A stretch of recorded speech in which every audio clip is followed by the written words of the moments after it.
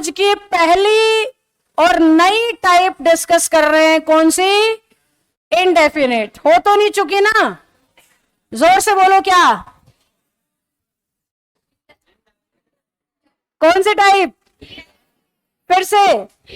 Indefinite शब्द से क्या फीलिंग आ रही है? जो चीज फिक्स ही नहीं है, जो चीज निश्चित नहीं है। ये आगे जन्नत बैठी है, पीछे से एक बॉल उड़ती हुई आए, चलो क्लास में बॉल कहां से आएगी, पीछे से जूता उड़ता हुआ आए और जन्नत के सर पे लगे। पीछे से आया जूता ऐसे उड़ता हुआ, कहां लगा? जन्नत के सर पे। जन्नत बता सकती है किसने जूता फेंका, पर किसी ने तो फेंका। जूते के पंख तो है नहीं कि खुद उड़ उड़ के आया, किसी ने तो काम को किया, पर पता नहीं है कौन। ऐसे सब्जेक्ट्स को कहते हैं क्या? इनडेफिनिट। जो सब्जेक्ट की जगह आ तो जाते हैं पर निश्चित तौर पे बता ही नहीं पाते बात किसकी हो रही है। जीवन में कभी पर्स चोरी हुआ है? बस में, ट्रेन में, कहीं भी कुछ के साथ हुआ है। घर जाके क्या बताते हो? किसी ने मेरा पर्स चुरा लिया। ये भी नहीं बोलोगे किसी ने मेरी पॉकेट मार ली, ऐसे बोलोगे। किसी ने मेरा पर्स, कौन? नहीं पता, जो भी था चोर था भाई। यानी कि जो नाउन की जगह लग जाते हैं पर निश्चित तौर पे कुछ नहीं बता पाते। नाउन की जगह तो लगते हैं पर निश्चित तौर पे कुछ नहीं बता पाते। कई बार बच्चे, मूड बड़ा खराब है, मैंने क्या हुआ? कुछ तो हुआ ही है, समथिंग हैज हैपेंड। अब ये नहीं पता क्या हुआ है, कुछ तो है। तो दैट कुछ इज इनडेफिनिट। जब तक आपको पता ही नहीं पेट में दर्द है कि सर में दर्द है, there is something and that something is indefinite. समझे कि नहीं समझे? तो आपको सबसे पहले सेंस आनी चाहिए, फिर रूल आना चाहिए।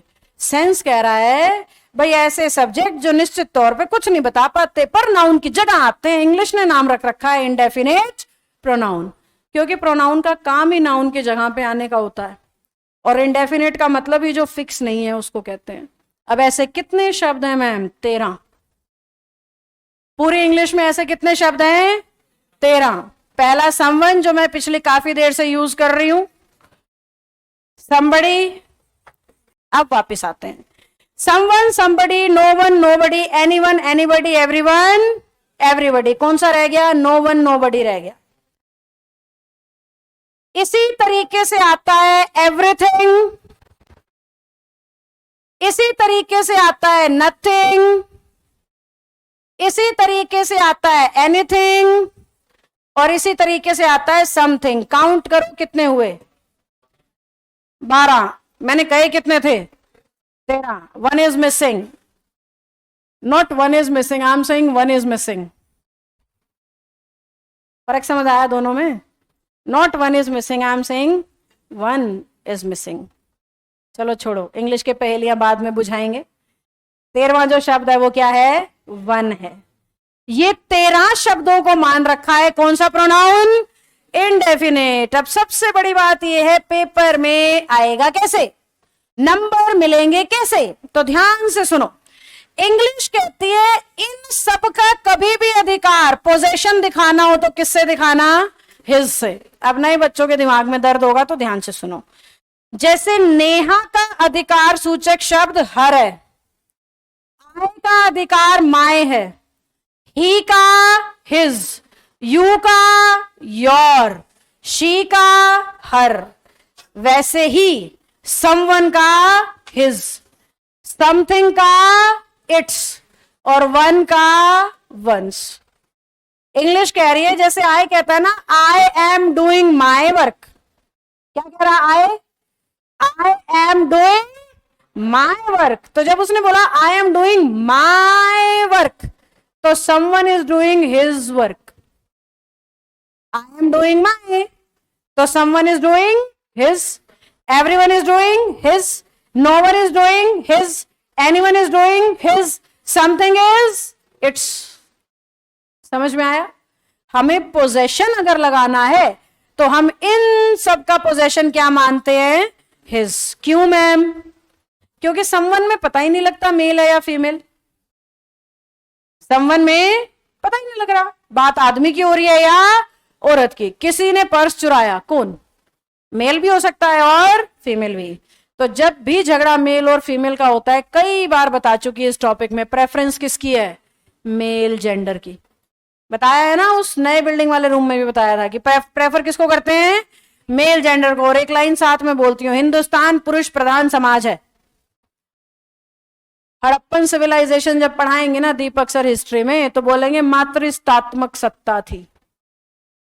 क्या बोलेंगे? मातृस्तात्मक, फीमेल ओरिएंटेड। आज कैसी है? Mail oriented. क्लास में जनसंख्या देख लो तैयारी करने में, लड़के ज्यादा है कि लड़कियां? तो हमारा जो सोसाइटी है that is male dominating society, इसलिए प्रेफरेंस किसकी है? हिज की। समथिंग नथिंग के केस में क्योंकि निर्जीव है इसलिए इट्स। वन के केस में वन अपने आप में पोजेसिव बनाया जा सकता है, उस पर क्या लगा के? एपोस्ट्रोफियस। अब पेपर में कैसे आएगा मैम? ध्यान से देखते जाना। Everyone should do their job. Line क्या लिख दिया मैंने? देयर। क्या लिखा? वो तो दे का पोजेशन होता है, एवरीवन का पोजेशन कौन है? हिज। तो देयर की जगह हिज बनाने के पेपर में नंबर आएंगे। देयर की जगह हिज बनाने के पेपर में नंबर आएंगे, ऐसे आएगा। अब बोर्ड पे ध्यान से देखते रहना, तुमसे पूछूंगी। ज्यादातर बार मैं पीछे वाले बच्चों से पूछती हूं, या जो मुस्कुरान आ रहे हो उनसे भी पूछती हूं। मैंने यहां पे लिख दिया हिज, सेंटेंस क्या बन गया? Everyone should do his job. सही लग रहा है? अब तो एवरीवन से शुरू हो रहा है, हिज होना चाहिए, लगा रखा है। अब तुम्हारे लिए ये है क्वेश्चन,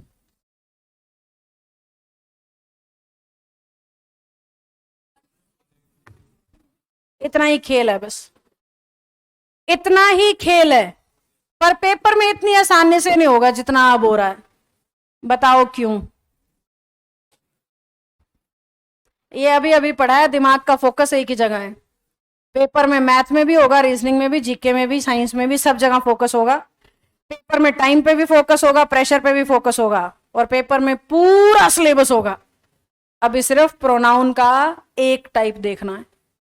तो जितनी ज्यादा प्रैक्टिस करोगे उतनी ये चीज पक्की होगी। जितना ज्यादा रिवाइज करोगे उतनी इंग्लिश जल्दी आएगी। जितना कम रिवाइज करोगे, प्रैक्टिस नहीं करोगे, इंग्लिश नहीं आएगी। तो ये शब्द बार बार पढ़ने होते हैं। जहां समवन दिखे याद आना चाहिए, हिज आएगा। नो वन दिखे, हिज आएगा। एनीवन दिखे, हिज आएगा। एनीथिंग दिखे, इट्स आएगा।